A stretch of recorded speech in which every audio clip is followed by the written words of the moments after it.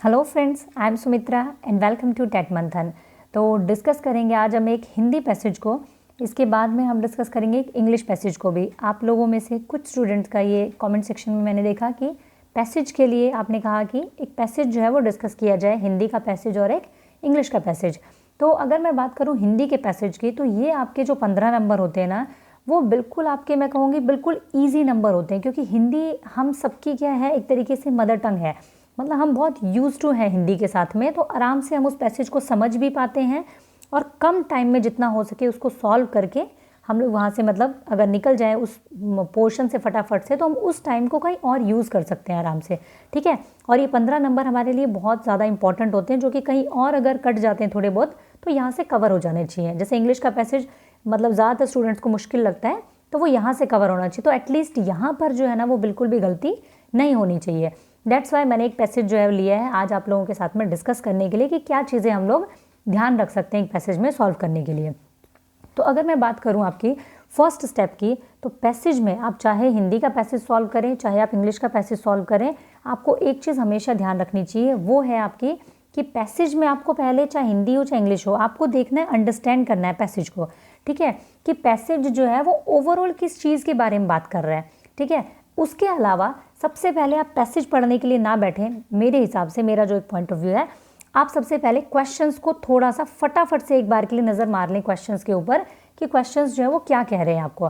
ठीक है, क्योंकि हिंदी तो हम फटाफट से पढ़ भी लेते हैं आराम से, तो हिंदी में एक फटाफट से नज़र मार ली जाए कि क्वेश्चंस क्या कह रहे हैं, ताकि जब आप पैसेज पढ़ें तो आपको समझ आ सके कि अच्छा, इस टॉपिक पे मुझे इस पॉइंट पे पर्टिकुलर ध्यान देने की ज़रूरत है, क्योंकि मैंने क्वेश्चन में इसको पढ़ा था।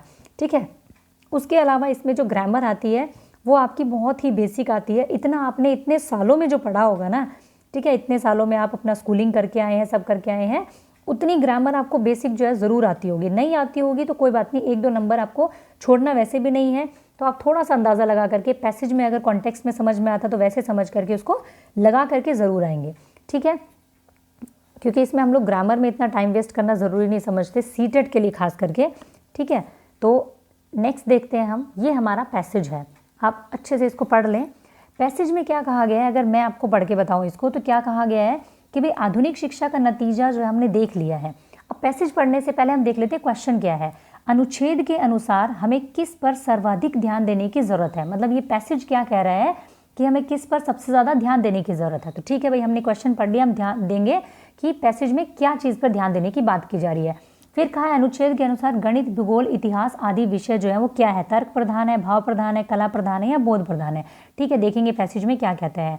फिर ये कह रहा है कि ज्ञान विज्ञान को बहुत अधिक महत्व देने के कारण क्या हो रहा है, समाज उन्नति कर रहा है, विभाजन हो रहा है समाज में, व्यक्ति सृजन की राह पर जा रहा है या विध्वंस की राह पर नहीं है।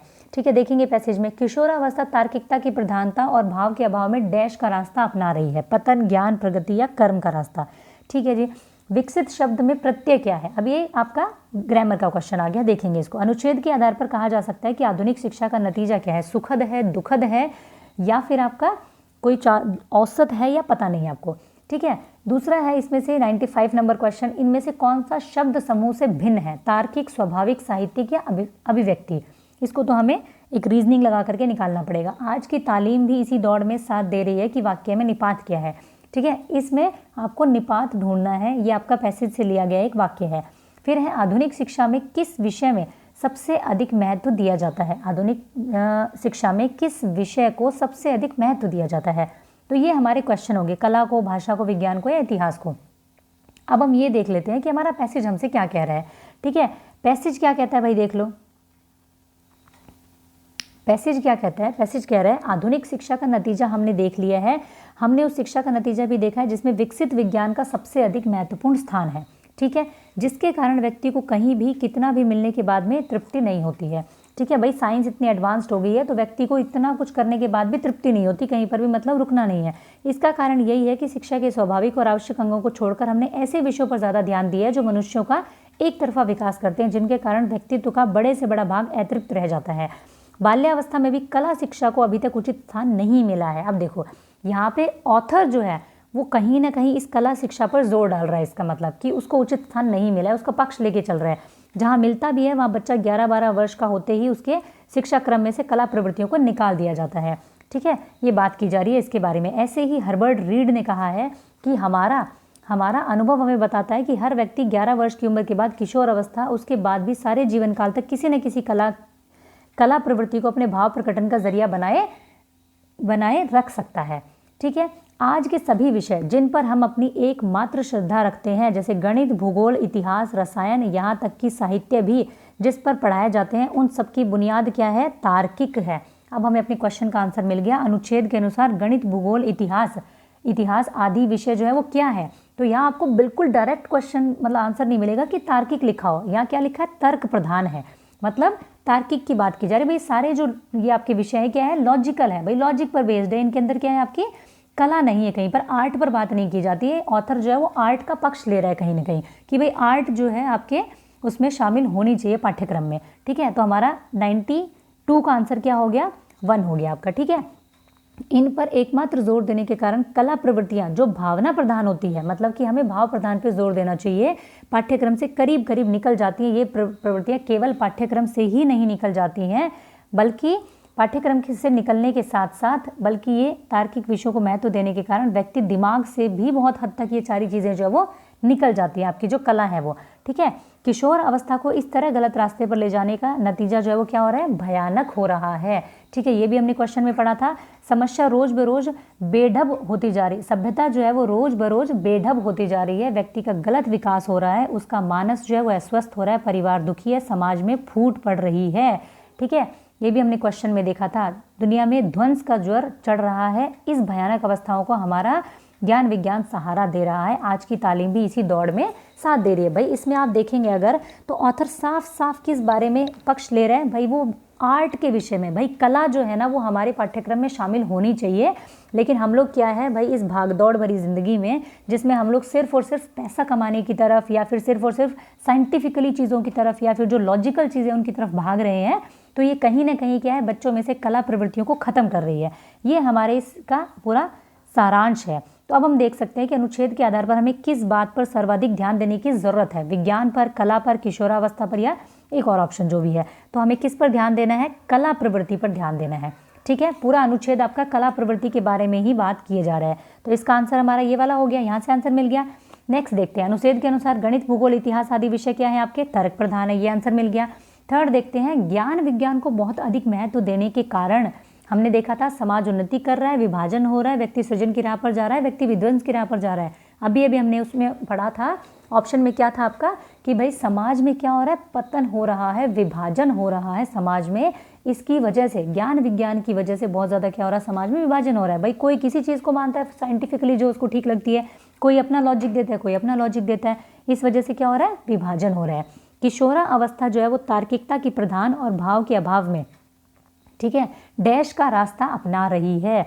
यहाँ पर क्या कह रहा है किशोरावस्था में? ये कि वो पतन का रास्ता अपना रही है। ज्ञान तो है नहीं, प्रगति है नहीं, कर्म है नहीं, क्योंकि वो तो जो तार्किकता है उसके बारे में सारे नेगेटिव पॉइंट्स बता रहा है ऑथर। तो मतलब पतन की तरफ जा रही किशोरावस्था जो हमारी है।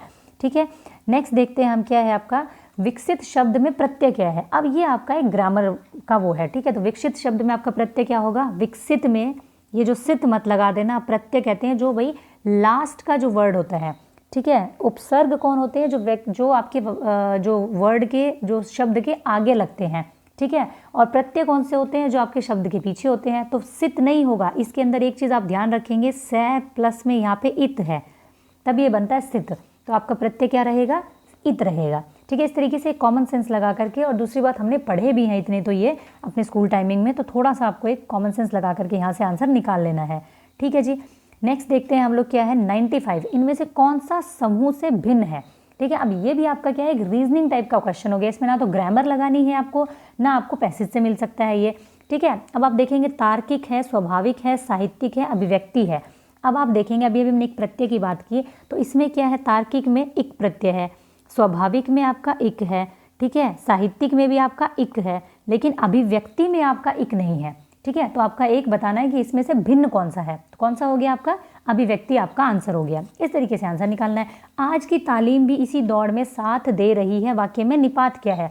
अब निपात क्या होता है कई बार पूछ लिया जाता है, तो आप ज़रा सा इसको याद रख लें। निपात वो वर्ड होते हैं, वो शब्द होते हैं, वो मतलब एक वर्ड होते हैं जो किसी बात पर जोर देने के लिए इस्तेमाल किए जाते हैं। भाई स्ट्रेस दे रहे हैं आप किसी चीज़ पर, तब उसको निपात कहते हैं। जैसे कि आपके सामने आ जाए भी, ठीक है, या आ जाए तो, ये निपात होगा, या फिर केवल आ जाए, मतलब केवल ऐसा ही करना है, एकमात्र ऐसा ही रास्ता है आपके सामने, ठीक है, यही रास्ता है, यही मतलब ऐसा ही करना चाहिए, इस तरीके के जो वर्ड्स होंगे ना वो आपके निपात कहलाते हैं। तो यहाँ पे कौन सा रास्ता है, आज नहीं है, इस नहीं है, भी नहीं है, ये क्या है आपका भी होगा। इसमें क्या बोला है, आज की तालीम भी, मतलब आज की तालीम भी इसी दौड़ में साथ दे रही है, तो भी जो है एक स्ट्रेस दे रहा है इस वाक्य में, तो वो आपका निपात है। ठीक है, नेक्स्ट देख लेते हैं, आधुनिक शिक्षा में किस विषय को सबसे अधिक महत्व दिया जाता है। आधुनिक शिक्षा की बात की जा रही है, तो यहाँ पे कला की बात तो लेखक कर ही नहीं रहा, ना भाषा ना इतिहास, सबसे ज़्यादा किसको, विज्ञान को। भाई साइंटिफिकली हम एक चीज़, हर एक चीज़ को सबसे ज़्यादा महत्व देते हैं, साइंस को सबसे ज़्यादा महत्व देते हैं हम आज के इसमें, आज के दौर में। ठीक है, सारे हो गए क्वेश्चंस आपके। तो इस तरीके से क्या करना है आपको, क्वेश्चंस को निकालना होता है। अनुच्छेद के आधार पर आधुनिक शिक्षा का नतीजा क्या है आपका, 98 नंबर क्वेश्चन आपका, यहाँ से आधा रह गया, ये सुखद है, दुखद है, या फिर आपका औसत है, या पता नहीं। तो 98 क्वेश्चन का आंसर आपका क्या रहेगा भाई, आपका क्या है दुखद है आपका। ठीक है, इसमें ऑथर क्या कह रहा है कि आधुनिक शिक्षा जो हम दिए जा रहे हैं ना बच्चों को, सिर्फ और सिर्फ साइंटिफिकली उनको हम बड़ा कर रहे हैं, उनको कला के बारे में हम कुछ नहीं सिखा रहे हैं, तो उसमें क्या रहेगा आपका दुखद है, ये आपका इसका नतीजा जो क्या है वो दुखद है। ठीक है, तो ये हमारा पैसेज था, और इस तरीके से हमें पैसेज में से आंसर निकालने होते हैं। पहले आप क्या करेंगे, सारे क्वेश्चंस को पढ़ेंगे, सारे क्वेश्चंस को रीड करेंगे, उसके बाद एक पैसेज की रीडिंग लेंगे आप, और आइडिया निकालेंगे कि ऑथर जो है वो किस तरफ बात किए जा रहा है। अब आप देखेंगे इस पैसेज में ऑथर जो है वो कला की तरफ पूरा झुकाव है उसका, और जो बाकी विषय हैं, विज्ञान है, गणित है, भूगोल है, उन सब के बारे में वो थोड़ा सा एक नेगेटिव अप्रोच लेकर के चल रहा है कि भाई इन पर बहुत ज़्यादा जोर देना ठीक नहीं है, जबकि कला को भी शामिल किया जाना चाहिए। ठीक है, तो इतना आपको समझ ही जाते हैं आप, हिंदी वैसे भी मतलब हमारी मदर टंग है, तो आराम से समझ आ जाता है। ये हमारे जो 15 मार्क्स है ना, इसमें से कम 13 तो आपके बनने ही चाहिए भाई। 2 ग्रामर के क्वेश्चन बाई चांस आपको नहीं भी आते हो, तब भी 13 क्वेश्चन जो सीधे सीधे पैसेज में से निकलते हैं अंडरस्टैंडिंग से, वो आपके कहीं पर भी नहीं छूटने चाहिए। मैंने कोशिश की है कि आपको समझ आ सके किस तरीके से आंसर आपके निकलते हैं। ठीक है, तो इसी तरीके से इंग्लिश के पैसेज में कुछ और अलग तरीके की ट्रिक्स होंगी जो मैं आप लोगों के साथ में शेयर करूंगी, क्योंकि इंग्लिश थोड़ी हमारी लैंग्वेज भी नहीं है, इसलिए आपको लैंग्वेज को समझने में प्रॉब्लम होती है। बट कुछ ऐसी ट्रिक्स आप लोगों के साथ में मैं शेयर करूंगी कि आपको वोकैबुलरी बहुत ज़्यादा नहीं भी आती होगी तो भी आप आंसर निकाल पाएंगे। ठीक है, आज के लिए ये इतना ही। Thank you, keep learning, keep supporting, share कीजिएगा अपने सभी फ्रेंड्स के साथ में जो भी सीटेट की प्रिपरेशन कर रहे हैं। Thank you.